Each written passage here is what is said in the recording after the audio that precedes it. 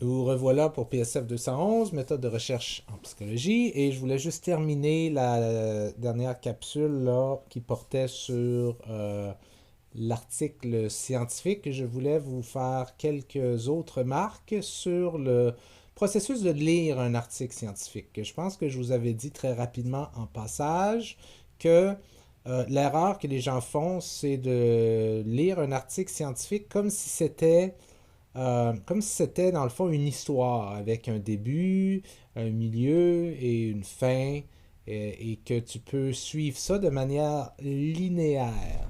OK? Et or, c'est extrêmement rare, ben, je dirais même plus qu'extrêmement rare. Je veux dire, c'est pas comme, écrit comme ça, un article scientifique. Ce n'est pas écrit de manière linéaire. Vous n'êtes pas obligé de commencer par le début nécessairement, dépendant de ce que vous voulez savoir. Il faut être plus euh, flexible dans sa manière de lire que simplement début, milieu, fin, comme une histoire, comme une narrative. Il n'y a pas de trame narrative, il n'y a pas de déroulement dans le temps nécessairement dans un article. Donc ça peut être très bizarre au début lorsque vous mettez à lire ça. Alors comment est-ce qu'on peut... Quels sont certains conseils pour lire de manière efficace? Ben, honnêtement, le meilleur conseil, c'est d'en lire beaucoup et de poser des questions à vos professeurs et de vous pratiquer. Mais je veux dire, il y a certaines choses qu'il faut garder en tête. OK? Alors, premièrement, comme je vous disais, ne lisez pas les articles mot à mot du début à la fin. Ce ne sont pas des histoires comme ça qu'on doit lire mot à mot du début à la fin. Même les personnes professionnelles là-dedans, c'est rare qu'on va lire un article du début à la fin. On va en lire une partie, ensuite on va aller faire d'autres choses, on va revenir, on va relire cette partie-là, ensuite on va aller faire d'autres choses, on va revenir, on va lire une autre partie. Les chances sont très bonnes que si vous allez lisez un article du début à la fin, vous vous souviendrez de rien par le temps que la fin arrive. Parce que c'est tellement compact. C'est tellement compact et dense. Il y a tellement d'informations là-dedans que ça devient ça devient trop, dans le fond. Alors, plutôt que de lire mot à mot et de se laisser bercer par les événements qui arrivent comme si vous lisiez un roman ou quelque chose, vous devez plutôt lire de manière délibérée, de manière attentionnelle. OK? De manière où est-ce que vous êtes pleinement conscient et vous prenez des notes et ainsi de suite. OK? Et de temps en temps, il faut vous arrêter à chaque, je sais pas moi, définitivement à la fin d'une section, ou je dirais même parfois, quand l'article est très dense, je fais ça moi à la fin de chaque paragraphe. À la fin de chaque paragraphe, je m'arrête, puis je me demande, c'est quoi l'argument que l'auteur a fait dans ce paragraphe-là? Dans le sens, c'est quoi le but de ce paragraphe-là? Qu'est-ce que l'auteur voulait me faire comprendre ici?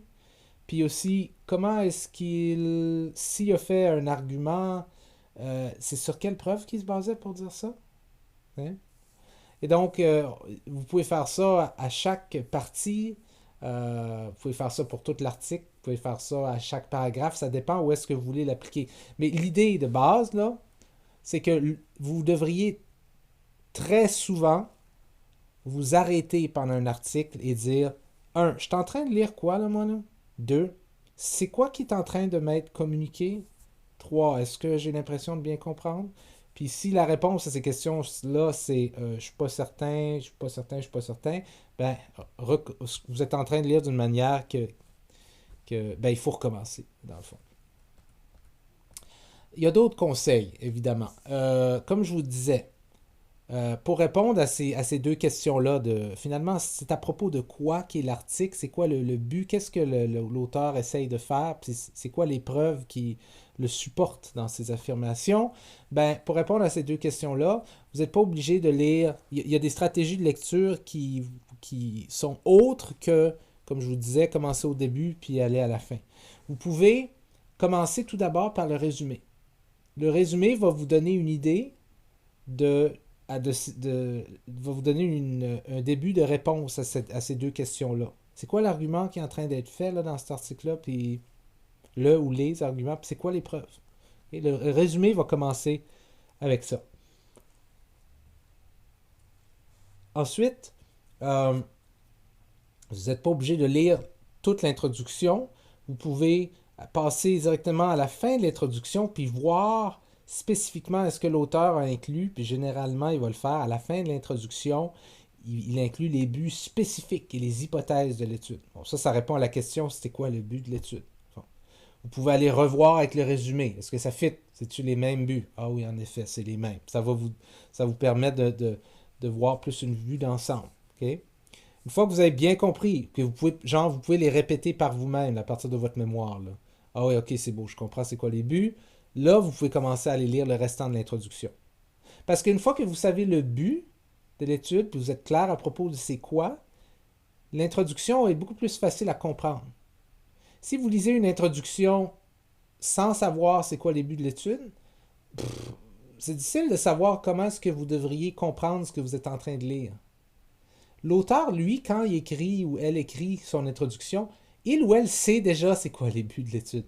Donc, quand il ou elle écrit l'introduction, ça fait du sens l'introduction pour lui ou pour elle. Mais pour vous, si vous ne savez pas c'est quoi les buts, le début de l'introduction, ou même une grande partie de l'introduction, ne fait pas de sens. Pourquoi il nous parle exactement de ça? Pourquoi qu'on parle de ça? T'sais? Alors, c'est pour ça que c'est bien d'aller voir dans le résumé avant c'est quoi les buts, aller voir à la fin de l'introduction c'est quoi les buts, c'est quoi les hypothèses. Une fois que vous êtes clair avec ça, genre vous pouvez les répéter par vous-même avec les yeux fermés, par exemple, à partir de votre mémoire, mais là, commencez à lire l'introduction, ça va faire plus de sens. Parce que à chaque fois qu'il va parler de quelque chose, ou elle va parler de quelque chose, vous allez dire ah, je sais pourquoi il parle de ça parce que ça fait partie de son but. Ah oui, je sais pourquoi il parle de ça, parce que ça fait partie de son but, et ainsi de suite. Euh, vous pouvez aussi trouver de l'information sur le but puis l'argument principal de l'auteur au tout début de la section discussion. Alors, c'est pas rare, et c'est une bonne idée parfois, avant de commencer à lire l'introduction, d'aller aussi voir, donc d'aller à la fin de l'introduction pour voir les hypothèses puis le but en général de la recherche, et aussi d'aller au début de la section discussion. Parce que c'est généralement là où l'auteur résume très brièvement c'était quoi le but puis c'était quoi les hypothèses. Il fait un rappel de ça. Et donc, vous pourriez lire le résumé, la fin de l'introduction, le début de la conclusion, de la discussion, puis là voir, ok, là, je comprends c'est quoi les buts, là, vraiment. Okay. Là, vous retournez, puis vous lisez l'introduction. Okay. Euh, une fois que vous avez lu l'introduction, puis vous comprenez vraiment c'est sur quoi que l'auteur travaille, c'est quoi son but, ou ses buts, c'est quoi son ou ses hypothèses, hein, et pourquoi ces buts-là ou ces hypothèses sont valides, pourquoi est-ce que c'est une bonne idée de faire cette recherche-là, quelle est la contribution de cette recherche-là. Mais là, vous devez vous baser sur quels éléments de preuve l'auteur va utiliser. Et ça veut dire comment est-ce qu'il va aller chercher des preuves pour faire son argument, pour tester telle hypothèse, par exemple. Okay? Donc ça vous demande de consulter les sections méthodologie et résultats. Et encore là, ça, c'est des sections. Méthodologie et résultats, c'est vraiment les sections les plus sèches, là, les plus dry, entre guillemets. Là.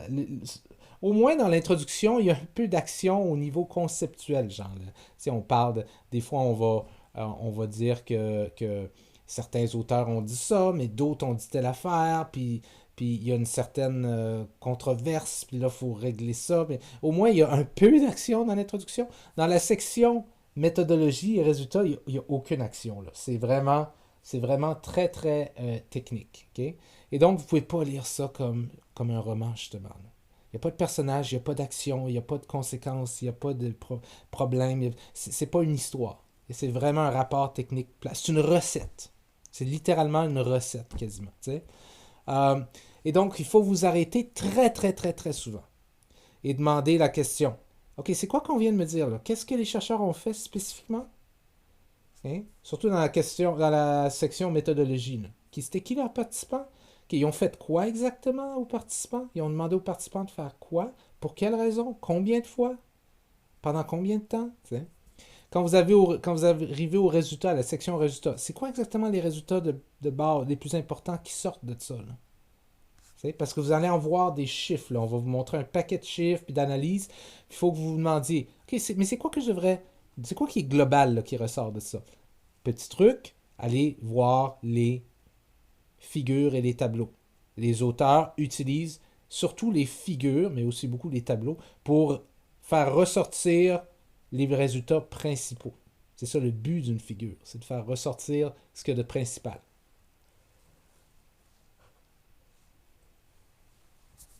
Ensuite, vous devriez vous demander pour ces résultats-là, mais ça, ces résultats-là, est-ce que ça supporte ou ça infirme leurs hypothèses? Avant même d'aller lire la discussion, où est-ce qu'eux, ils vont vous dire si ça supporte ou infirme. Parce que là, par ce point-là, vous devriez être capable vous devriez vous souvenir de leurs hypothèses. Si vous ne vous souvenez plus de leurs hypothèses, retournez voir l'introduction, à la fin, voir les hypothèses. Ah oui, c'est vrai, c'était ça leurs hypothèses. Fait que, à ce que j'ai lu des résultats, ça soutient-tu ou ça soutient-tu pas? Donc, il faut vraiment être actif, lire activement. Si vous lisez un article de manière passive, là, euh, ça va rentrer dans une oreille et sortir par l'autre. Vous ne dégagerez rien de ça. Okay? Et donc, ça, c'est certains conseils pour lire. Je ne vais pas aller trop loin là-dedans. Et puis, je vais vous faire pratiquer un peu avec certains devoirs. Puis je pense que la pratique est vraiment la meilleure chose. On peut donner de la théorie, mais c'est vraiment la pratique la plus importante.